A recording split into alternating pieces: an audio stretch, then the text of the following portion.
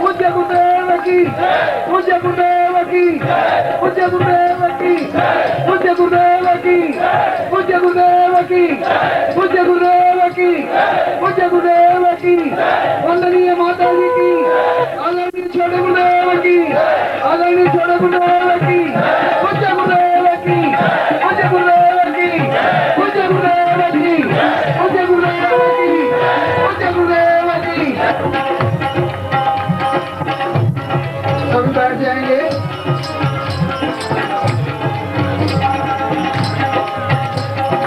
रहते थे जलवे हरी भरी नजरों में आपके, रहते थे जलवे हरी भरी नजरों में आपके, रहते थे जलवे हरी भरी नजरों में आपके। मस्ती का जब काफिरी, मस्ती का जब काफिरी ऐसा खिला दिया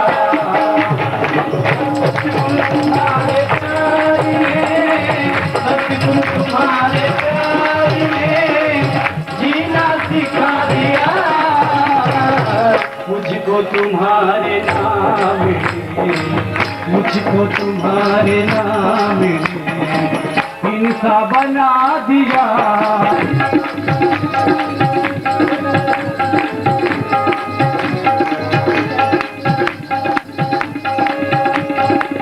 भटका हुआ था रास्ता, भूला हुआ था मैं, भटका हुआ था रास्ता, भूला हुआ था मैं, भटका हुआ था रास्ता, भूला हुआ था मैं। किस्मत ने मेरे रेवर, किस्मत ने मुझको रेवर कामिल मिला दिया।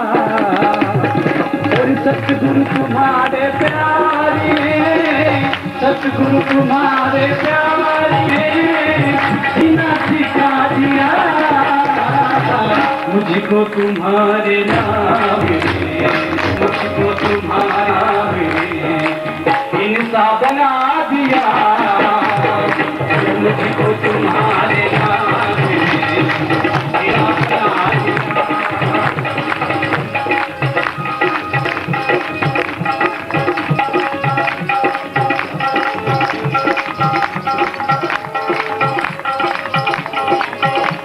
जिसने किसी को आज तक सजदा नहीं किया, जिसने किसी को आज तक सजदा नहीं किया, जिसने किसी को आज तक सजदा नहीं किया, मैंने वो सर है आपके, मैंने वो सर है आपके दर पर झुका दिया।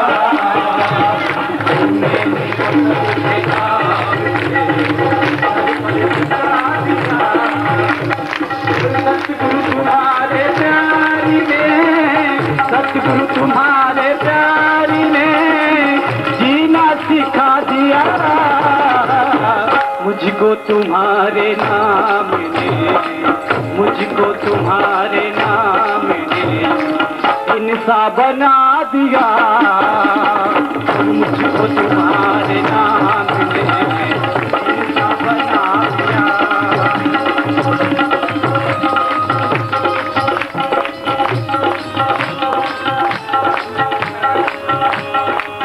जिस दिन से गुरुवर आपने अपना बना लिया, जिस दिन से मुझको आपने अपना बना लिया, जिस दिन से मुझको आपने अपना बना लिया, दोनों जहां को मैंने दी, दोनों जहां को मैंने सबसे भुला दिया, दोनों जहां को मैंने सबसे भुला दिया। गुरुवर तुम्हारे प्यार ने, गुरुवर तुम्हारे प्यार ने मुझको बना दिया, मुझको तुम्हारे नाम ने, मुझको तुम्हारे नाम ने इंसा बना दिया, और मुझको तुम्हारे नाम ने इंसा बना दिया, मुझको तुम्हारे नाम ने इंसा बना दिया, और मुझको तुम्हारे नाम ने इंसा बना दिया। बोले परम पूज्य गुरुदेव की, बोल सतगुरुदेव भगवान की, पूजनीय माता जी की, पूजनीय माता जी की, छोटे गुरुदेव की। ओम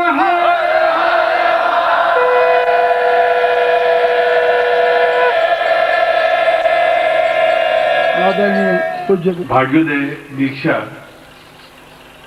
और स्वयं भाग्योदय दीक्षा में डिफरेंस है, अंतर है। स्वतः भाग्योदय दीक्षा, भाग्योदय दीक्षा का तात्पर्य यह है कि गुरु अपने अंगूठे के माध्यम से, अपने अंगुष्ठ के माध्यम से उसके ललाट को स्पर्श करता हुआ उसके भाग्य को परिवर्तित करता है। जो भाग्य में काली छाया है या जो भाग्य में उसके व्यक्तिगत भाग्य में जो भी न्यूनताएं हैं वे ठीक हों, और ये ठीक तब हो पाती हैं जब व्यक्ति क्या दुर्भाग्य अपने आप में समाप्त हो, क्योंकि जब स्लेट साफ होगी तभी उस पर कुछ लिखा जा सकेगा। और स्वतः भाग्य लेखन इससे कई गुना ज्यादा ऊंची स्थिति है। यहां व्यक्ति अपना भाग्योदय करता है गुरु के माध्यम से, वहां गुरु उसको खुद को समर्थ बना देता है कि वह खुद का किसी का भी भाग्योदय लेखन कर सकता है। ये मूलभूत अंतर है जो आज सुबह मैं समझाया था कि विश्वामित्र ने उनके गुरु राम के भाग्योदय को किया, मगर दोनों में बहुत बड़ा अंतर रहा। एक तो मैं आपके भाग्योदय या दुर्भाग्य को भाग्य में परिवर्तित करूं, वो आप इंडिविजुअल हो गए, व्यक्तिगत हो गए। एक मैं आपको वह शस्त्र दे दूं जिसके माध्यम से आप अपना या और भी किसी का भाग्य परिवर्तित कर सके, तो आपको गुरु सदृश बना दिया। ये दोनों में मूलभूत अंतर रहा। यह भी अपने आप में महत्वपूर्ण है। यह इसलिए महत्वपूर्ण है कि जब दुर्भाग्य मिटेगा तब भाग्योदय हो पाएगा। भरी हुई स्लेट पर और कुछ लिखा नहीं जा सकता। पहले स्लेट को साफ करना पड़ेगा, कागज को कोरा बनाना पड़ेगा, फिर लिखा जा सकेगा। गुरु जो भी लिखेगा वह गुरु लिखेगा, यह भी आवश्यक है। और वह जो रात्रिकालीन मैंने आपको बताया था पंचवर्षीय सदस्य या 5 सदस्य के रूप में, वह गुरु स्वतः शिष्य को अधिकार ज्ञान दे देता है, प्रदान कर देता है। फिर जीवन में गुरु की उस कार्य के लिए आवश्यकता नहीं पड़ती। वह किसी का भी भाग्य लेखन कर सकता है, पत्नी का, बेटे का, बेटी की बहू का, संबंधी का, रिश्तेदार का, मित्र का, शत्रु का, किसी का भी। उसके पास में वो पावर आ जाती है।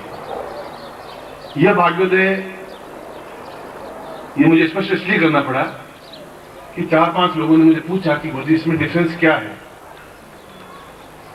इसमें डिफरेंस मूल रूप से यह है कि ये भाग्योदय दीक्षा होने पर ही वह भाग्योदय दीक्षा अपने आप में संपूर्णता कहलाएगी।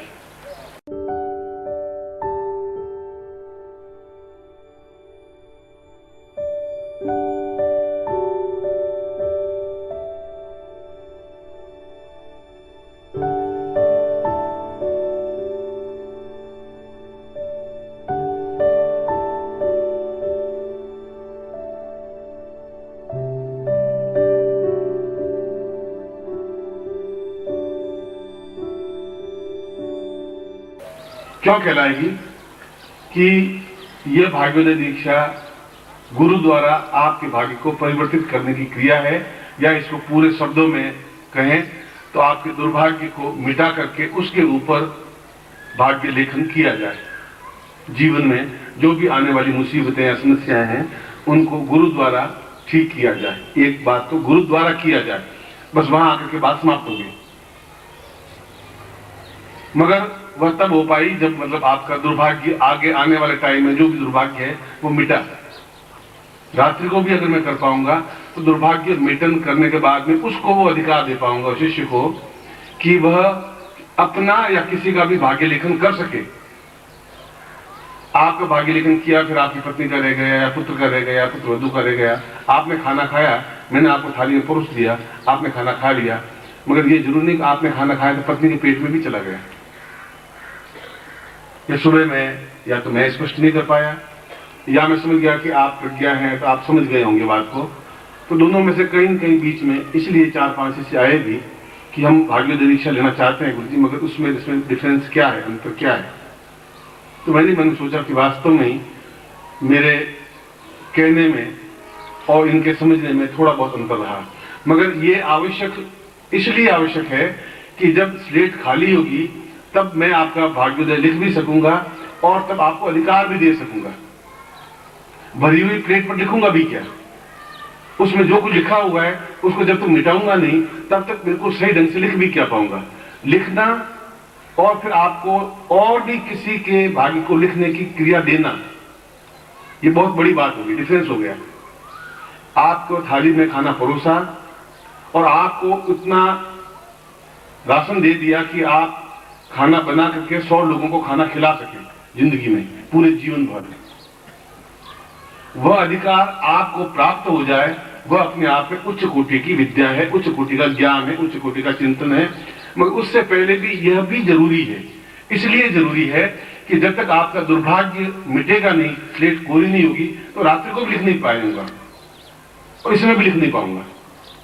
इसे भाग्योदय दीक्षा मुझे इसलिए देनी पड़ी बीच में कि मैं आपके दुर्भाग्य की छाया को मिटा सकूं। अब तक दुर्भाग्य आपने जो कुछ भी भोगा, सुबह मैंने यही बताया था कि विधाता ने दुर्भाग्य ही लिखा है। चाहे ब्रह्मा येन कुलाल वन्यमितो ब्रह्मांड भांडोदरे, विष्णु येन दशावतार गनो क्षिप्तो महासंकटे, रुद्रो येन कपाल पाणी पुटके भिक्षाटनम कारित, शौर्यो ब्राह्मी नित्यमेव गगने तस्मै नमः कर्मणे। भाग्य विधाता ने तो ब्रह्मा के भाग्यों में लिख दिया, तू हमेशा जैसे कुमार बर्तन बनाता रहता है, तू लोगों को बनाता रहेगा। उसके भाग्य में यही लिखा, कोई काम नहीं। विष्णु को भी लिखा दिया, बार बार तुम्हें जन्म लेना पड़ेगा, विष्णु ने 10 अवतार गए नो, एक एक जन्म लेना पड़ेगा, मां के गर्भ से जीवन में चलना पड़ेगा। भगवान शिव के भाग्य में विधाता लिख दिया कि तुम्हारे हाथ में कमंडल खप्पर होगा और भिक्षा होगी और तुम भोजन करोगे। और सूर्य को भी भाग्य में लिख दिया कि तुम नित्य पूर्व से उगे पश्चिम की यात्रा करोगे, नित्य तुम यही काम करोगे। विधान तो ये लिखा, देवताओं के भाग्य में भी यही लिखा है। उनके भाग्य को मिटाने की जो क्रिया है वह एक अलग क्रिया। जब ये मिटेगा कि आप क्या आप भिक्षा पात्र नहीं हो और आप पूर्णता प्राप्त करें, तब वह पूर्णता प्राप्त कर पाएगा। इसलिए इस भाग्योदय दीक्षा जो गुरु द्वारा दी जा रही है उसमें भी उसके दुर्भाग्य की स्लेट को साफ करके फिर भाग्योदय दीक्षा देने की क्रिया है, चाहे ये हो चाहे वो रात्रिकालीन हो। इसलिए ये मूलभूत बहुत बड़ा तात्विक अंतर है, ये छोटा सा अंतर नहीं है। ये दोपहर को मैं सुबह नहीं स्पष्ट कर पाया, आप इसको वापस स्पष्ट रूप से समझ लें। यानी एक तो आप व्यक्तिगत रूप से भाग्योदय लेखन हो, मगर भाग्योदय लेखन हो जब आपके आगे आने वाले आज से जीवन के अंतिम क्षण तक इंद्रिय जो केवल आपके भाग्य के दुर्भाग्य को पहले मिटा करके फिर भाग्योदय लेखन हो, क्योंकि ये अत्यंत महत्वपूर्ण स्थिति है और महत्वपूर्ण समय आपको समझना आवश्यक है उस चीज को। और यदि कहीं नहीं समझे तो मेरी ड्यूटी है, मैं दूसरी बार समझाऊं आपको, तीसरी बार समझाऊं, चौथी बार समझाऊं, मगर समझा दूं कि वास्तविकता इन दोनों में ये भाग्योदय दीक्षा फिर क्यों रखी।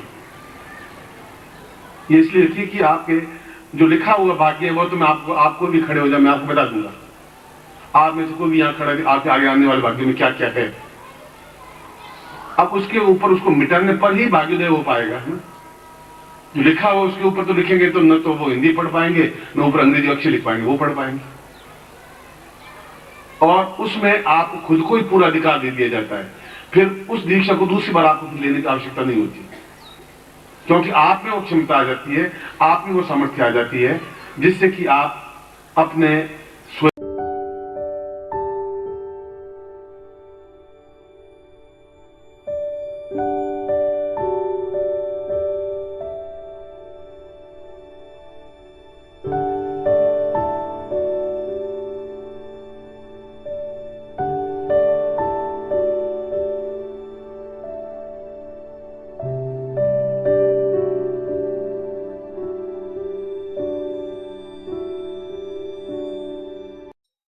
ओम परम तत्वाय नारायणाय गुरुभ्यो नमः।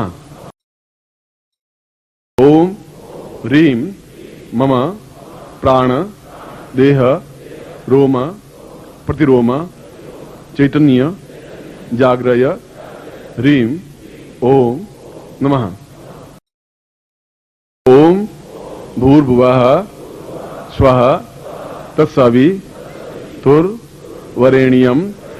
भर्गो देवस्य धीमहि धियो यो नः प्रचोदयात्।